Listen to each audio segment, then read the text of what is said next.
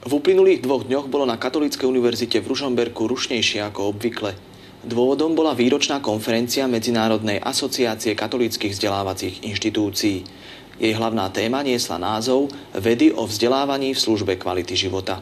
Stal sa malý zázrak. Takto boli slová, ktoré zazneli z úst dekana pedagogickej fakulty pri otváracom ceremoniáli. Po mestách ako Rím či Porto sa konferencia presunula do Ružomberka. Naša univerzita teší sa dnes prítomnosťou zastupcov veľmi starých, skúsených európskych a svetových univerzít.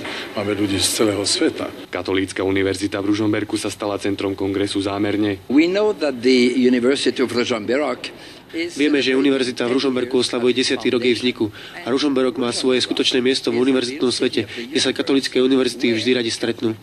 Universities are extremely happy to meet. Hlavná téma kongresu s názvom Vedy o vzdelávaní v službe kvality života vystihuje systém výučby katolíckych univerzít na celom svete. Tie sa snažia vzdelávať študentov formou lásky, starostlivosti a súcitu. Ten integrálny rozvoj človeka je tu veľmi dôležitý. Intelektuálne, mravné, estetický a náboženský. Počas 2 dní sa na tematických prednáškach predstavilo mnoho významných profesorov. Krajiny ako Libanon či Guatemala neboli výnimkou. Môžu prezentovať našu pedagogickú fakultu, ale aj celú katolícku univerzitu smerom do univerzitného priestoru Slovenska, ale taktiež v tom európskom kontexte, tej európskej dimenzii. Prvá prednáška patrila samotnému pojmu vzdelávanie. Jej autorom bol profesor Bart McGettrick, ktorý prednášal na všetkých kontinentoch okrem Antarktídy. Najdôležitejšou vecou je zabezpečiť, aby sa deti vzdelávali cez usmievajúce sa oči učiteľov.